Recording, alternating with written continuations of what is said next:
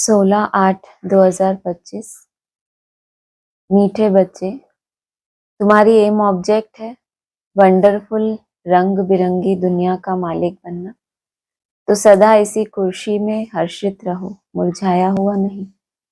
तकदीरवान बच्चों को कौन सा उमंग सदा बना रहेगा। हमें बेहद का बाप नई दुनिया का प्रिंस प्रिंसेस बनाने के लिए पढ़ा रहे हैं। तुम इसी उमंग से सबको समझा सकते हो कि इस लड़ाई में स्वर्ग समाया हुआ है। इस लड़ाई के बाद स्वर्ग के द्वार खुलने हैं। इस खुशी में रहना है और खुशी खुशी से दूसरों को भी समझाना है। गीत है दुनिया रंग रंगीली बाबा। ओम शांति। यह किन्होंने कहा बाबा को कि दुनिया रंग बिरंगी है। अब इनका अर्थ दूसरा कोई समझ ना सके। कौन कहेगा ऐसा कि दुनिया में बहुत सारे रंग हैं, जो खुद कैसे हों। अलग अलग रंग मतलब क्या? अलग अलग धर्म है, अलग अलग धर्म पिताएं हैं, तो सब में क्या है, अपने अपने तरह की धारणाएं हैं। तो रंग बिरंगी दुनिया हो गई ना। कहेगा कौन कि ये दुनिया रंग बिरंगी है? जो कैसे हैं, श्वेत हैं। खुद कैसे होने चाहिए? खुद भी रंग बिरंगे हैं, तो ये क्यों कह रहे हैं दुनिया रंग बिरंगी? दुनिया है लेकिन वो खुद कैसे हैं? कोई रंग नहीं है उनमें, एक ही है। एक कौन सा? सफेद। अब इनका अर्थ दूसरा कोई समझ न सके, बाप ने समझाया है। खेल रंग रंगीला है। कोई भी बाइस्कोप आदि होता है तो बहुत रंग बिरंगी सीनरियां आदि होती है ना। अब इस बेहद की दुनिया को कोई जानते ही नहीं।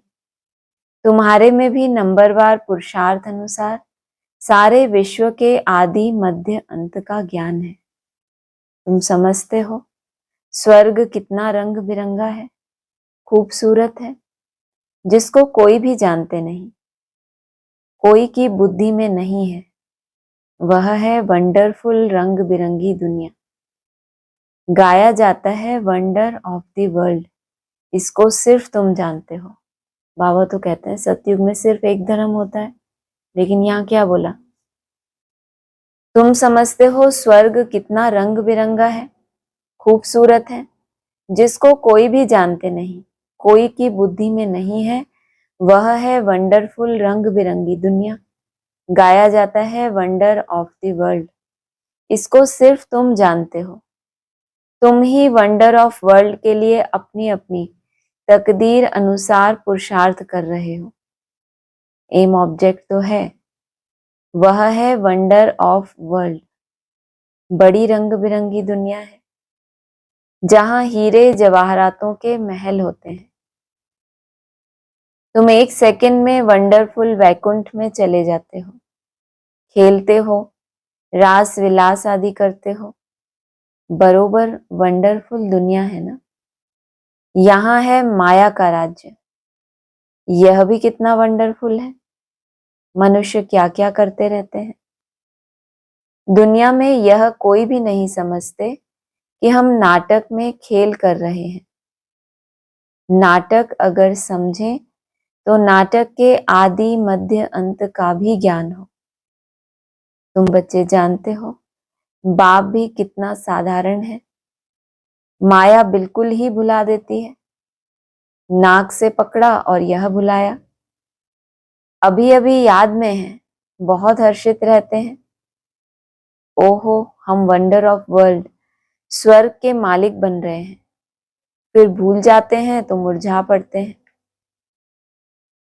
ऐसा मुरझा जाते हैं जो भील भी ऐसा मुरझाया हुआ ना हो। भील है एकदम, कहाँ रहता है? जंगल में। खाने को भी क्या मिलता है उसको? रोटला, वो भी रोज एक जैसा। कोई रंग बिरंगी दुनिया नहीं है कि कभी ये मनोरंजन, कभी वो किया। कैसा है उसका जीवन? एकदम साधारण। तो वो भी इतना नहीं मुरझाता जितने रंग बिरंगी दुनिया में रहने वाले मुरझा जाते हैं। जरा भी जैसे कि समझते ही नहीं कि हम स्वर्ग में जाने वाले हैं। और थोड़ी देर पहले क्या थे? क्या बताया? अभी अभी कहाँ थे? याद में थे, एकदम हर्षित कि हम वैकुंठ के प्रिंस बनने वाले हैं। तो ऐसा अनुभव होता है कभी? अभी अभी बहुत हर्षित और अभी अभी एकदम, हाँ, ऐसा तो कोई भील भी ना मुरझाए जैसे मुरझा जाता है, ऐसा होता है। तो कहा हमको बेहद का बाप पढ़ा रहे हैं, जैसे एकदम मुर्दे बन जाते हैं। वह खुशी नशा नहीं रहता। अभी वंडर ऑफ वर्ल्ड की स्थापना हो रही है। वंडर ऑफ वर्ल्ड का श्री कृष्ण है प्रिंस, यह भी तुम जानते हो। श्री कृष्ण जन्माष्टमी पर भी जो ज्ञान में होशियार हैं वह समझाते होंगे। Shri Krishna wonder of world का प्रिंस था। वह सतयुग कहाँ गया? है ना, वो हो गया वंडर ऑफ वर्ल्ड का प्रिंस, लेकिन वो दुनिया कैसी है? रंग बिरंगी। तो दूसरे दूसरे जो रंग हैं उनको कहाँ जोड़ा बाबा ने? सूर्यवंशियों का रंग कौन सा होता है? क्या बताया? अरे, सूर्यवंशियों का नहीं बताया? पीली पगड़ी नहीं, ऐसा कुछ बताया है ना, सूर्यवंशियों की निशानी होती है। और फिर हाँ, वो भी है। और धर्मों का भी बताया है, जैसे हरा रंग है, उसको कहाँ जोड़ा बाबा ने? इस्लाम में जो एक तो सफेद हो गया, वो तो एकदम यहाँ का हो गया यादगार, एकदम सफेद, जो संगम युग पे बनते हैं नारायण। फिर नेक्स्ट बताया बाबा ने जो हल्का पीला मना क्रीम, वो क्या हो गया? चंद्रवंश बोला है उसको एक मुरली में। साकार मुरली का क्लैरिफिकेशन है। जब इंद्रधनुष का बाबा मिसाल दे रहे थे, तो उसमें बताया जो सफेद में थोड़ी सी मिक्सचैरिटी होती है, तो वो पूरा सफेद नहीं, थोड़ा सा क्रीम हो जाता है, तो उसको बताया सतयुग का। हाँ, ऑफ वाइट ही बोला बाबा ने। सतयुग का जो नारायण है उसके लिए बोला। तो ऐसे नंबरवार समझ लें कैसी दुनिया है, रंग बिरंगी। जरूर जो फर्स्ट है वो एकदम कैसा है? श्वेत। जो झंडा दिखाया जाता है उसमें बीच में कौन सा रंग होता है? सफेद। तो कहा वह तो हो गया वंडर ऑफ वर्ल्ड का प्रिंस। वह सतयुग फिर कहाँ गया? सतयुग से लेकर सीढ़ी कैसे उतरे? सतयुग से कलयुग कैसे हुआ? उतरती कला कैसे हुई? तुम बच्चों की बुद्धि में ही आएगा। उस खुशी से समझाना चाहिए। श्री कृष्ण आ रहे हैं। श्री कृष्ण का राज्य फिर स्थापन हो रहा है। यह सुनकर भारतवासियों को भी खुशी होनी चाहिए, परंतु यह उमंग उन्हों को आएगा जो तकदीरवान होंगे। दुनिया के मनुष्य तो रत्नों को भी पत्थर समझकर फेंक देंगे। रोज आपके अंदर उमंग आए, नया उमंग। पुराना दिन कितना भी आपका तमो प्रधान हो, और नए दिन के लिए क्या हो? एक नया, किस समय पर? अमृत वेले। तो इसको क्या बताया क्लास में, अभी चली थी ना, इसको आपकी सतो प्रधान अवस्था कहेंगे, कि पुराने दिन में कितना भी डाउनफॉल हुआ हो, अमृत वेले आपको इतना उमंग आए कि आज का मेरा कैसा होने वाला है, एकदम एक्स्ट्रा ऑर्डिनरी। तो कहा यह उमंग उन्हों को आएगा जो तकदीरवान होंगे। दुनिया के मनुष्य तो रत्नों को भी पत्थर समझकर फेंक देंगे। यह विनाशी ज्ञान रत्न है ना, इन ज्ञान रत्नों का सागर है बाप। इन रत्नों की बहुत वैल्यू है। यह ज्ञान रत्न धारण करने हैं। अभी तुम ज्ञान सागर से डायरेक्ट सुनते हो, तो फिर और कुछ भी सुनने की दरकार नहीं रहती। सतयुग में यह होते नहीं, न वहां LLB न सर्जन आदि बनना होता है। वहां यह नॉलेज ही नहीं, वहां तो तुम प्रारब्ध भोगते हो। तो जन्माष्टमी पर बच्चों को अच्छी रीति समझाना है। अनेक बार मुरली भी चली हुई है। बच्चों को विचार सागर मंथन करना है, तब ही पॉइंट्स निकलेगी। भाषण करना है तो सवेरे उठकर लिखना चाहिए, फिर पढ़ना चाहिए, भूली हुई पॉइंट्स फिर ऐड करनी चाहिए, इससे धारणा अच्छी होगी। फिर भी लिखत मौफिक सब नहीं बोल सकेंगे, कुछ न कुछ पॉइंट्स भूल जाएंगे, तो समझाना होता है। श्री कृष्ण कौन है? यह तो वंडर ऑफ वर्ल्ड का मालिक था। भारत ही पैराडाइज था, उस पैराडाइज का मालिक श्री कृष्ण था। हम आपको संदेश सुनाते हैं कि श्री कृष्ण आ रहे हैं। राजयोग भगवान ने ही सिखाया है, अब भी सिखला रहे हैं। पवित्रता के लिए भी पुरुषार्थ करा रहे हैं, डबल सिरताज देवता बनाने के लिए। यह सब बच्चों को स्मृति में आना चाहिए। जिनकी प्रैक्टिस होगी वह अच्छी रीति समझा सकेंगे। श्री कृष्ण के चित्र में भी लिखत बड़ी फर्स्ट क्लास है। इस लड़ाई के बाद स्वर्ग के द्वार खुलने हैं। इस लड़ाई में जैसे स्वर्ग समाया हुआ है। बच्चों को भी बहुत खुशी में रहना चाहिए। लड़ाई कहाँ है? कहाँ है लड़ाई जिसमें स्वर्ग समाया हुआ है? कहाँ चल रही है लड़ाई? माया के साथ, जो बुद्धि में समझ बैठी है और मन अपने तरह से जो प्रभाव में आता जाता है 5 विकारों के, तो अंदर लड़ाई है। लेकिन उस लड़ाई में क्या है? स्वर्ग समाया हुआ है। माना जो स्व स्थिति में आपको जाना है, जितना संघर्ष कर रहे हो उस स्थिति को पाने के लिए, उसमें जैसे कि ये तपस्या जो है आगे चल के क्या हो जाएगी आपकी? कन्वर्ट, एकाग्रता में कन्वर्ट हो जाएगी। इस लड़ाई में जैसे स्वर्ग समाया हुआ है, बच्चों को भी बहुत खुशी में रहना चाहिए। जन्माष्टमी पर मनुष्य कपड़े आदि नए पहनते हैं, लेकिन तुम जानते हो अभी हम यह पुराना शरीर छोड़ नया कंचन शरीर लेंगे। जन्माष्टमी जो यादगार मनाई गई वो किस लिए? श्री कृष्ण का जन्म हुआ। तो जन्म हुआ तो मतलब आत्मा के साथ साथ क्या था? शरीर भी सात्विक था, कंचन था। इसीलिए कहा जन्माष्टमी पर वो लोगों ने क्या यादगार बनाया? नए वस्त्र पहन लेते हैं। कंचन काया कहते हैं ना, अर्थात सोने की काया। आत्मा भी पवित्र, शरीर भी पवित्र। अभी कंचन नहीं है, नंबरवार बन रही है। एक की बात नहीं है, नंबरवार सबकी काया कैसी बन रही है? जितनी बुद्धि सात्विक है उतना ही अपनी काया के लिए क्या कर्तव्य कर रहे हैं? उस सतो प्रधान बनाने के लिए कर्तव्य कर रहे हैं। कंचन बनेगी ही याद की यात्रा से। बाबा जानते हैं बहुत हैं जिनको याद करने का भी अक्ल नहीं। याद की जब मेहनत करेंगे तब ही वाणी जौहरदार होगी। अभी वह ताकत कहाँ है? योग है नहीं। लक्ष्मी नारायण बनने की शक्ल भी चाहिए ना, पढ़ाई चाहिए। श्री कृष्ण जन्माष्टमी पर समझाना बहुत सहज है। श्री कृष्ण के लिए कहते हैं श्याम सुंदर। श्री कृष्ण को भी काला, नारायण को भी काला, राम को भी काला बनाया है। बाप खुद कहते हैं मेरे बच्चे जो पहले ज्ञान चिता पर बैठ स्वर्ग के मालिक बने, फिर कहाँ चले गए? काम चिता पर बैठ नंबरवार गिरते चले आए। सृष्टि भी सतो प्रधान सतो रजो तमो बनती है, तो मनुष्यों की अवस्था भी ऐसे होती है। काम चिता पर बैठ सब श्याम अर्थात काले बन गए हैं। अब मैं आया हूं सुंदर बनाने। आत्मा को सुंदर बनाया जाता है। बाबा हर एक की चलन से समझ जाते हैं मनसा वाचा कर्मणा कैसे चलते हैं, कर्म कैसे करते हैं, उससे पता पड़ जाता है। किस बात का? क्या क्या पता चल जाता है कर्मों से? मनसा का, वाचा का। और कर्मणा तो स्थूल हो गई, लेकिन उससे ही वाचा में कोई बात जितनी महीन होती है संकल्प में आएगी, मनसा में आएगी, तो उसके बाद मोटा रूप वाचा में, और उसके बाद कर्मणा में। तो चलन से समझ जाते हैं। बच्चों की चलन तो बड़ी फर्स्ट क्लास होनी चाहिए, मुख से सदैव रत्न निकलने चाहिए। श्री कृष्ण जयंती पर समझाने का बहुत अच्छा है। श्याम और सुंदर की टॉपिक हो।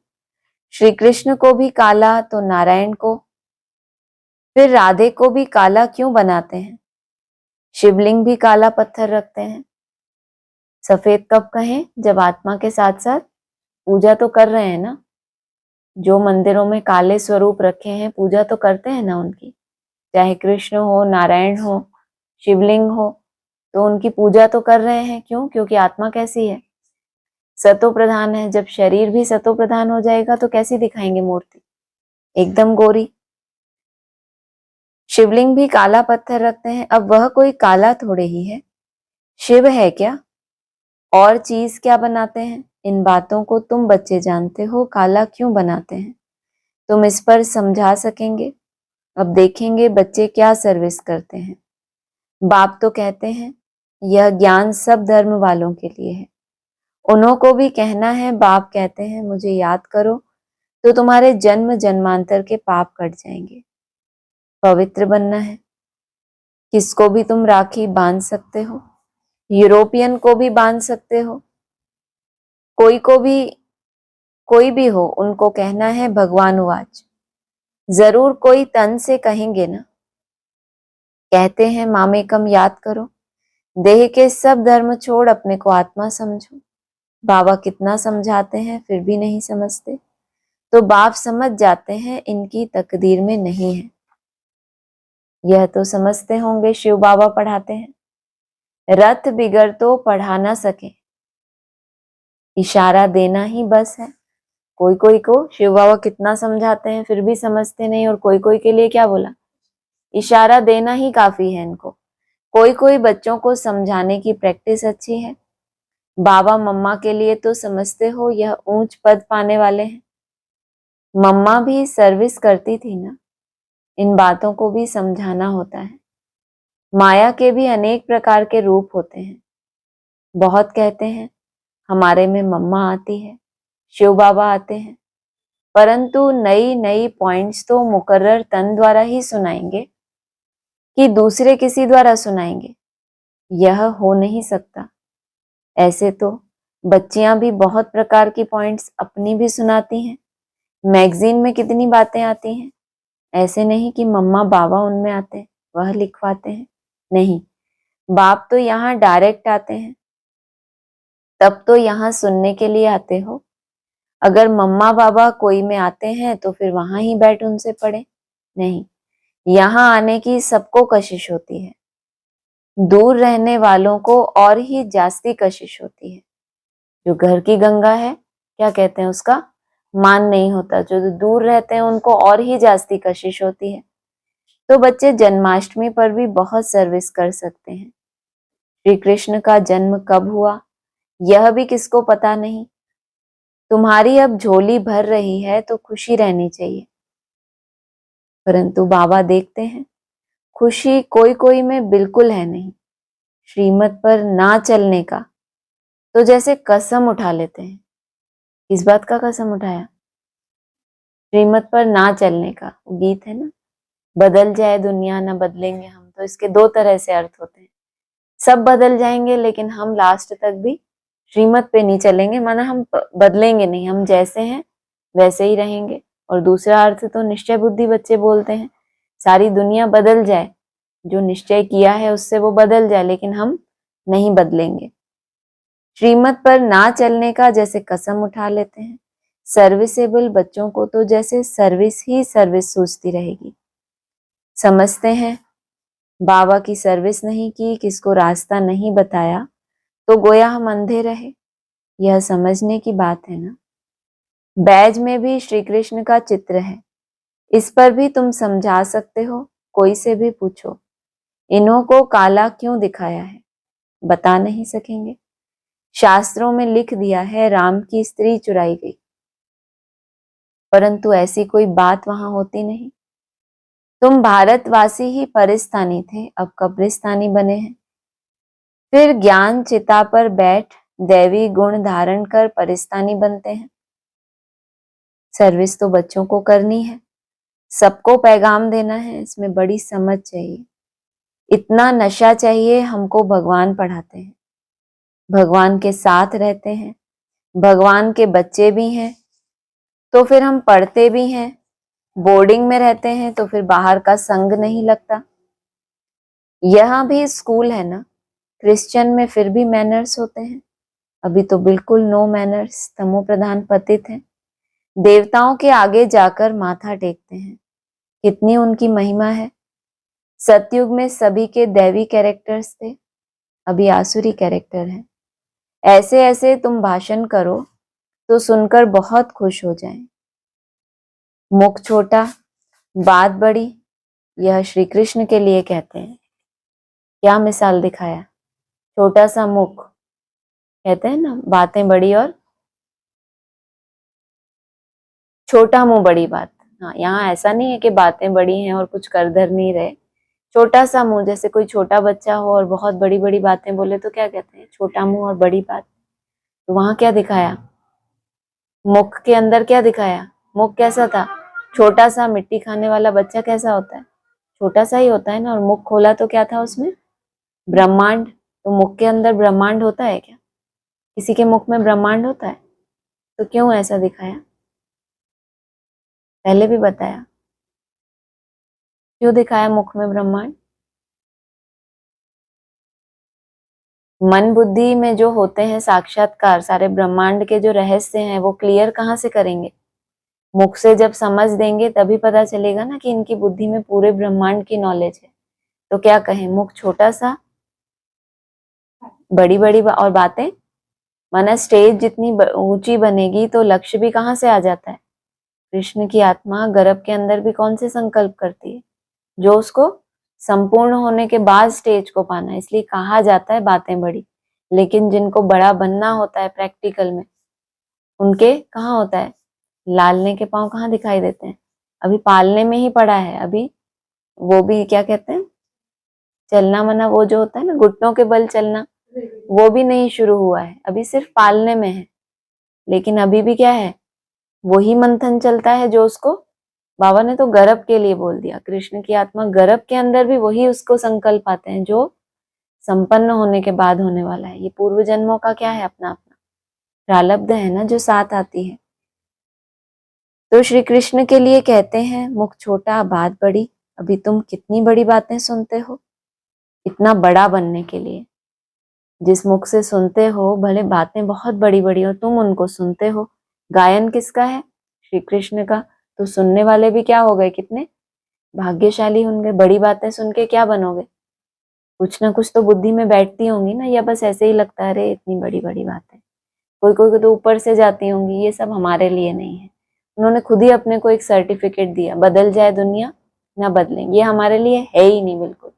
हम तो ये कभी बन ही नहीं सकते। ऐसे भी तो होता है ना, कितनी बड़ी बातें सुनते हो इतना बड़ा बनने के लिए। तुम राखी कोई को भी बांध सकते हो, यह बाप का पैगाम तो सबको देना है। यह लड़ाई स्वर्ग का द्वार खोलती है। अपतित से पावन बनना है, बाप को याद करना है, देहधारी को नहीं याद करना। एक ही बाप सर्व की सदगति करते हैं। यह है ही आयरन एज्ड वर्ल्ड। तुम बच्चों की बुद्धि में भी नंबरवार पुरुषार्थ अनुसार धारणा होती है। स्कूल में भी स्कॉलरशिप लेने के लिए बहुत मेहनत करते हैं। यहाँ भी कितनी बड़ी स्कॉलरशिप है, सर्विस बहुत है। माताएं भी बहुत सर्विस कर सकती हैं। स्कूल में जिनको स्कॉलरशिप मिलती है तो क्या होता है, क्या होता है? स्कॉलरशिप मिलती है नहीं, स्कूल में मिलती नहीं, क्या कहते हैं उसको? कुछ स्टूडेंट्स को नहीं, स्कॉलर का ज्यादा अच्छे उनके मार्क्स आ जाते हैं तो उनको आगे की पढ़ाई के लिए क्या मिलता है, स्कॉलरशिप मिलती है, मतलब पैसे मिलते हैं। तो उनको क्या नहीं करना पड़ता, फिर कोई खर्चा नहीं करना पड़ता। तो अपनी जो हमारी छोटी क्लास की पढ़ाई है, मान लो इसमें आप बहुत अच्छी मेहनत कर रहे हो, आपकी मेहनत से टीचर बहुत खुश हो गया कि तो बहुत अच्छा इसने पढ़ाई की, और आगे के लिए आपकी यात्रा क्या हो जाए, सहज हो जाए। आपको लगे कि मेरे तो कुछ मेहनत ही नहीं लग रही, डायमंड अपने आप ही मिल रहे हैं। मतलब मैं डायमंड ढूंढ ढूंढ के इकट्ठा करूं, उसको घिसूं, ऐसा कुछ नहीं, मुझे स्कॉलरशिप मिल गई तो खुशी होती है ना। तो बाबा लौकिक दुनिया का कुछ मिसाल देते हैं तो कोई कारण से देते हैं या सुन के भूल जाने के लिए देते हैं? हर बात को अपने जीवन में अभी अभी क्या करना है, टैली करके देखना है कि ये बात जो बाबा ने बोली है ये मेरे लिए क्या है, इसका मतलब। स्कूल में भी स्कॉलरशिप लेने के लिए बहुत मेहनत करते हैं कि बस अभी हम बहुत मेहनत कर लें और बाद में क्या हो जाए, हम बढ़िया विदेशों में भी जाकर, कोई कोई को स्कॉलरशिप मिलती है तो कहाँ पढ़ते हैं जाके, विदेशों में जाके पढ़ते हैं। कोई खर्चा नहीं करना पड़ता, उनके रहने का सब कुछ व्यवस्था कौन करती है, गवर्नमेंट करती है ना। यहाँ भी कितनी बड़ी स्कॉलरशिप है, सर्विस बहुत है। माताएं भी बहुत सर्विस कर सकती हैं। चित्र भी सब उठाओ, श्री कृष्ण का काला, नारायण का काला, रामचंद्र का भी काला चित्र उठाओ, शिव का भी काला उठाओ, फिर बैठ समझाओ। 4 तरह के चित्र हैं, उठाओ सबको पहले अपनी मन बुद्धि में, पहले समझ तो आए कि 4 चित्र कौन कौन से। पहले श्री कृष्ण का काला, सेकंड नारायण का, फिर रामचंद्र का, फिर शिव का भी काला। फिर बैठ के समझाओ देवताओं को काला क्यों किया है। श्याम सुंदर श्रीनाथ द्वारे जाओ तो बिल्कुल काला चित्र है। तो ऐसे ऐसे चित्र इकट्ठे करने चाहिए, अपना भी दिखाना चाहिए। श्याम सुंदर का अर्थ समझाकर कहो कि तुम भी अब राखी बांध।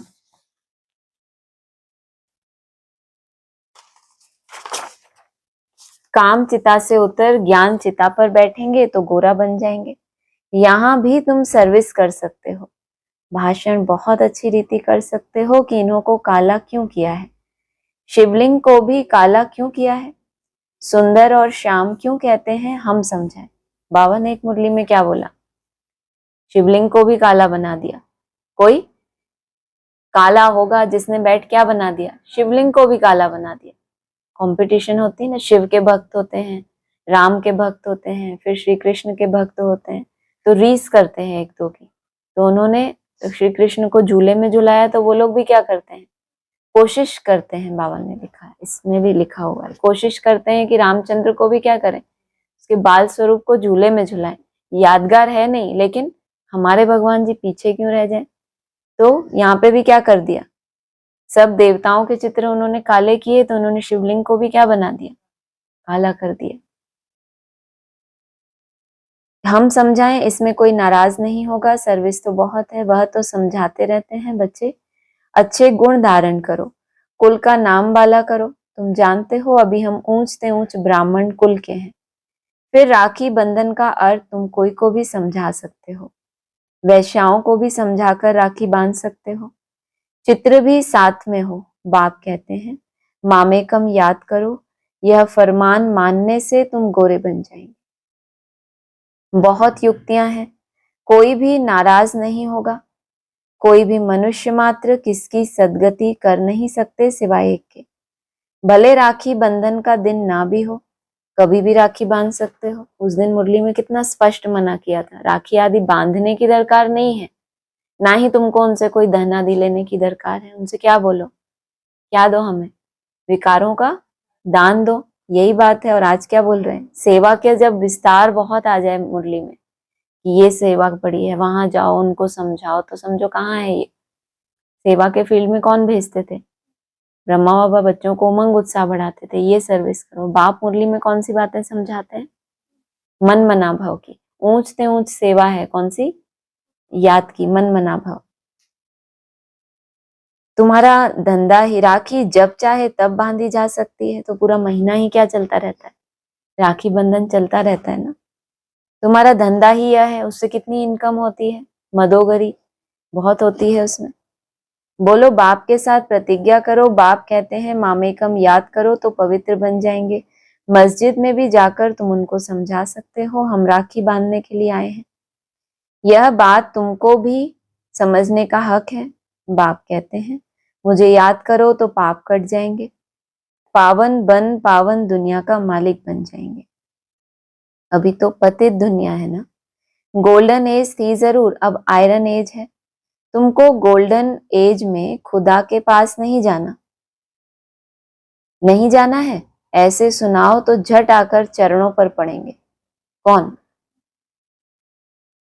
मुसलमान। जो बताया मस्जिद में भी जाओ, पहले किनको राखी बांध सकते हो बोला, वैश्याओं को भी तुम राखी बांध सकते हो। कौन सा विकार अपवित्र है, काम विकार और जिद करने वालों के अंदर कौन सा, अहंकार है ना बहुत ज्यादा, तभी तो जिद करते हैं।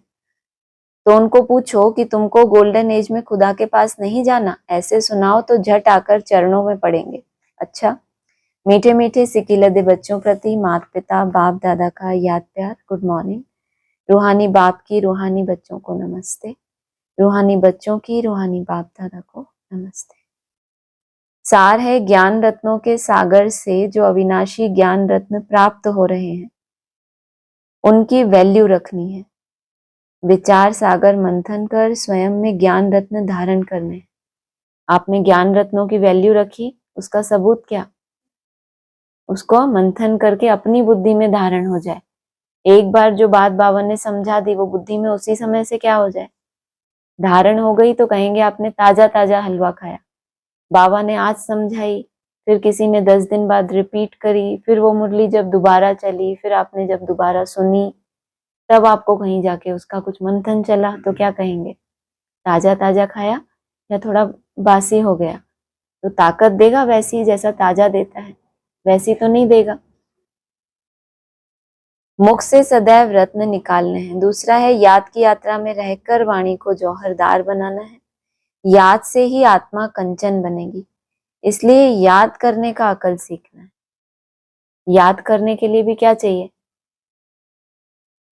अव्यक्त वाणी कहती है सबसे ज्यादा बुद्धिमान वो है जो अपनी बुद्धि को कहाँ लगा सके, किसी भी युक्ति से। बाबा कहते कैसे भी करके, मतलब जरूर कोई बात में बहुत विघन आता है, नहीं पढ़ने का मन लगता, तो माँ बाप क्या कहते हैं, कैसे भी करके क्या चाहते हैं, बच्चा पढ़े, उसको प्रलोभन देते हैं, उसको आगे का बताते हैं, हम तुमको ये दिलाएंगे, ऐसा करेंगे, कैसे भी करके तुम क्या करो, डांट के, मार पिटाई करके, कुछ भी करके, कैसे भी करके तुम क्या करो, याद करने का अकल सीखो। वरदान है मेरेपन के सूक्ष्म स्वरूप का, मैंपन नहीं बोला, क्या बोला, मेरा, मैं अलग होता है, मैं तो आत्मा हूं, मैंपन अलग, और मेरेपन मतलब क्या है मेरा, क्या है मेरा, पहले पहले शरीर, और क्या क्या, बस शरीर है मेरा, और कुछ मेरा तो नहीं। छिन जाएगा तो रोगे तो नहीं, रोगे नहीं, अभी आपने बोला रोएंगे थोड़ा, अगर छिन जाए तो एक सेकंड के लिए ऐसे चक्कर फिराओ कि क्या क्या मुझसे छिन जाएगा तो मैं रोने बैठ जाऊंगा, क्या है ऐसा जो छिन जाएगा, तो डर है ना। यहाँ आगे बोला है मेरेपन के सूक्ष्म स्वरूप का भी त्याग करने वाले सदा निर्भय, सदा निर्भय, भय ही नहीं है। भय किसको नहीं होगा, जिसका अपना कोई है ही नहीं, उसको क्या भय।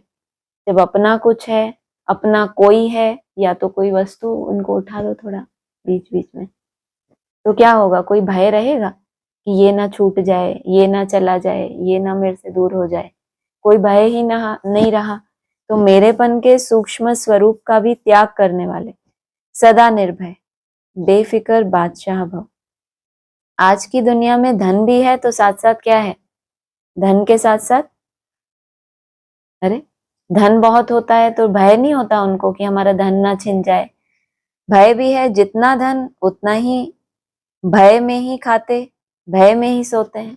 अच्छा है ना आपके पास धन नहीं है, कि बहुत बुरा हो गया, गरीब होना अच्छा है या बहुत बुरा है, ना धन है ना कोई भय है, आराम से खाते हैं, जितना कमाया खाया, कल के लिए फिर मेहनत करेंगे। भले अभी ऐसा ही चल रहा है ना, जितनी कमाई करते हैं उतना फिर अगले दिन फिर नए सिरे से मेहनत करनी पड़ती है ना। कभी कभी ऐसे होता है कि पुराना आपका किया हुआ बहुत अच्छा आपको अचानक लिफ्ट में ऊपर उड़ा देता है। मोस्टली तो क्या करते हो, रोज का कमाना और रोज का खाना। जहां मेरापन है वहां भय जरूर होगा। कोई सोना हिरन भी अगर मेरा है तो भय है, कहीं मुझसे पता भी कैसे चलेगा उस भय का। कोई बहुत आपकी प्यारी चीज हो, कल्पना करो एक सेकंड, क्या है वो, आई दिमाग में, कोई हो, कोई वस्तु हो, कोई व्यक्ति हो, वो सबसे ज्यादा प्यारा है, समझो कि गया, एक सेकंड के लिए कल्पना करो गया, तो कैसा लगता है, अच्छा, बहुत खुश हो गए, बहुत खुशी हुई, नहीं हुई ना खुशी। कोई सोना हिरन भी अगर मेरा है, माना वो सोना है, सतो प्रधान है, माना ऐसा नहीं तामसी दुनिया का कोई है, वो हिरन है लेकिन कैसा है, सोना है, सतो प्रधान है, अलौकिक है, लौकिक नहीं है, तो भय है। लेकिन यदि मेरा एक शिव बाबा है तो निर्भय बन जाएंगे, वो कभी मरता ही नहीं, तो फिर क्या हो जाएंगे, तुम भी निर्भय बन जाएंगे। तो सूक्ष्म रूप से भी मेरे मेरे को चेक करके उसका त्याग करो। चेकिंग कैसे होगी मेरे मेरे की, जब उस मेरे को छोड़ोगे। कोई बहुत अच्छी ऐसी वैसी चीजें होता है ना, हमारे पास बहुत स्टॉक होता है कपड़ों का, चीजों का, तो हम क्या करते हैं, पुरानी पुरानी चीजों को फटाफट फेंक देते हैं, हाँ, क्योंकि वो एकदम हमें नहीं चाहिए, पसंद नहीं, और जो मेरी है उसको ऐसे उठा के फेंक दोगे, कोई उठा के ले जाए तो भी रोने बैठ जाओगे, मेरी चीज ले गए, ऐसा होता है ना। तो इसको क्या कहें, जहां मेरापन है वहां अपने आप को चेक करना, चेक करके उसका त्याग करो तो निर्भय बेफिक्र बादशाह रहने का वरदान मिल जाएगा। जैसे ही चेक हुआ कि इस चीज में मेरापन है, इस व्यक्ति में मेरापन है, उसको मन बुद्धि से क्या शुरू कर दिया, त्याग करने की मेहनत शुरू कर दी, तो वरदान कौन सा मिलेगा, निर्भय का वरदान मिलेगा। यार वरदान का ही पता नहीं तो प्राप्ति के लिए मेहनत करोगे फिर कुछ। बेफिक्र बादशाह का वरदान मिल जाएगा। स्लोगन है दूसरों के विचारों को सम्मान दो तो आपको सम्मान स्वतः प्राप्त होगा। अव्यक्त इशारे हैं, एक तरफ बेहद का वैराग्य है, दूसरी तरफ बाप के समान, बाप के लव में लवलीन रहो। एक सेकंड और एक संकल्प भी इस लवलीन अवस्था से नीचे नहीं आओ। ऐसे लवलीन बच्चों का संगठन ही बाप को प्रत्यक्ष करेगा। आप निमित्त आत्माएं पवित्र प्रेम और अपनी प्राप्तियों द्वारा सभी को श्रेष्ठ पालना दो, योग्य बनाओ अर्थात योगी बनाओ। कौन कौन किस चीजों के द्वारा निमित्त आत्माएं बनाएंगी, पालना देंगी? पवित्र प्रेम, माना प्रेम भी स्वार्थ युक्त ना हो, उसमें भी प्योरिटी चाहिए। जबकि प्रेम तो कितना सुंदर है, कोई वो मोह थोड़ी बोला, प्रेम ही है, प्रेम स्नेह कहो, लेकिन उसमें भी क्या हो, अपवित्र है तो क्या होगा, मोह का रूप धारण करेगा, किसी से होगा और किसी से नहीं। इसको है इम्प्योरिटी, ईर्ष्या है, घृणा है। किसी के प्रति कम प्रेम क्यों है, उसके प्रति क्या है, कुछ ना कुछ घृणा है, तभी तो प्रेम नहीं है। ऐसा नहीं हम कहते हमारा इससे प्रेम है इससे नहीं है, इसका मतलब उससे जो प्रेम नहीं है उतनी जगह में क्या भरी हुई है, कुछ ना कुछ घृणा है, कुछ ना कुछ द्वेष है, कुछ ना कुछ दूरियां हैं जो महसूस करते हो कि ये ऐसा है। आपने उसको क्या दिया है, एक अपने मन से कोई एक सर्टिफिकेट दे दिया कि ये बंदा कैसा है, ये ऐसा ही है, इसलिए ये मुझे पसंद नहीं है और ये मुझे पसंद है। तो प्रेम भी कैसा हो, पवित्र प्रेम हो और प्राप्तियों द्वारा सभी को श्रेष्ठ पालना दो, योग्य बनाओ अर्थात योगी बनाओ। अच्छा, ओम शांति। है आप लोगों का कुछ प्रश्न? उस पे कर दो। ऑनलाइन किसी का कोई प्रश्न हो तो बोलिए। माइक रखना था ना। ओम शांति। ओम शांति। हाँ जी। दीदी, नई दुनिया की हम जब पढ़ाई करते हैं, बाप पढ़ाने प्रत्यक्ष आते हैं, तो भी हमारे जीवन में कई कई बार हमें किसी से घृणा हो जाती है, क्रोध हो जाता है, तो हाँ, फिर उस टाइम पे क्या करना चाहिए? फोन मेरे हाथ में। ये जो समझ हमें मिलती है, समझ जो हमें मिलती है मुरलियों के द्वारा, वो इसीलिए ही मिलती है, इतनी सुंदर सुंदर बातें। नहीं तो बाबा को एक बार समझा के तो फ्री हो जाना चाहिए कि ये बात तो समझा दी, लेकिन रोज रोज मुरली में बाबा स्नेह के लिए, प्रेम के लिए, प्योरिटी के लिए, धारणाओं के लिए इतना इतनी बातें समझाते हैं, क्योंकि हमारे बहुत समय के जो संस्कार हैं, जब हमारे अनुकूल नहीं होता या हमारी कोई इच्छा पूरी नहीं होती तो हमें क्रोध आता है। इसीलिए बाबा युक्तियां देते हैं कि जो जैसा है उसको वैसा समझना, लेकिन ऐसा एक्सेप्ट नहीं कर लेना कि ये ऐसा ही है ना। समझ लिया आपने कि ये ऐसा है, लेकिन हमेशा के लिए ये नहीं सोचना कि ये कभी बदलेगा नहीं या ये ऐसा ही रहेगा। उसके लिए भी शुभ भावना रखनी है। घृणा आना, क्रोध आना, वो कोई बड़ी बात नहीं, लेकिन हमें तुरंत रियलाइज हो गया कि ये गलती है, ऐसा नहीं होना चाहिए था, तो कहेंगे कि वो ही हमारी उन्नति है। ये हमने रियलाइज कर लिया, हमने माफी मांग ली, हम झुके, इसका मतलब हमने अपने अहंकार को कुछ ना कुछ त्याग किया, क्योंकि हमें समझ दी है भगवान ने कि हमें अपने अंदर ये परिवर्तन लाना है। उस आत्मा को तो कोई ना कोई तो कारण बनेगा, कोई ना कोई निमित्त तो बनेगा जिससे हमें अपनी चेकिंग होती रहे। बाकी उस समय ये ज्ञान के जो हमें पॉइंट्स मिलते हैं कि भगवान ने हमें इतनी समझ दी है तो भी हम इतनी भूलें करते हैं, तो भी बाबा हमें छोड़ देते हैं क्या? तो भी हमें समझाते रहते हैं, किसी न किसी युक्ति से हमारी उन्नति के लिए हमें मार्ग दिखाते हैं। तो हमें भी दूसरों के लिए ऐसे ही कल्याणकारी बनना है, किसी को ऐसे ही छोड़ नहीं देना कि ऐसा ही है। तो वैसे हमें अपनी बेहद की दृष्टि बनानी है। ये छोटे छोटे पेपर हैं, ये जब आते हैं तो हमें अपनी अच्छे से चेकिंग होती है, फिर चेकिंग होगी तो हम जो पुरुषार्थ कर रहे हैं उससे उसका चेंज भी होगा। हाँ जी। जी दीदी, हाँ। तो शायद कभी किसी से कोई गलती भी हो जाती है, तो फिर क्या उसको ये ड्रामा का एक सीन है या पार्ट है, इसे समझ के फिर उसको हमें लेट गो करना चाहिए, क्या किस हिसाब से चलना चाहिए? अगर तो आपको लगता है कि वो आत्मा आपका इशारा देने से कुछ ये काम बिगड़ रहा है या कुछ इशारा देने से वो ठीक हो सकता है, तो शुभ भावना से एक बार इशारा दे सकते हैं। अगर लगता है सामने वाले के ऊपर रिएक्शन होगा तो अपनी राय देके हम किनारा भी कर सकते हैं। बाकी शुभ भावना ये तो एक मन की सब्जेक्ट है। बाकी व्यवहार तो हम सामने वालों का जानते ही हैं कि उनको इशारा देने से रिएक्शन होगा या फिर वो स्वीकार करेंगे। तो जैसा व्यक्ति है उसके स्वभाव को जान के उसके साथ वैसा व्यवहार करना चाहिए। हाँ जी। जी दीदी। अच्छा। ओम शांति। और किसी को बोलना है कुछ?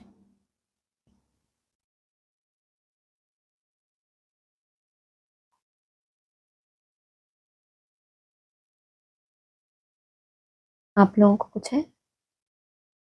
किसी का कुछ?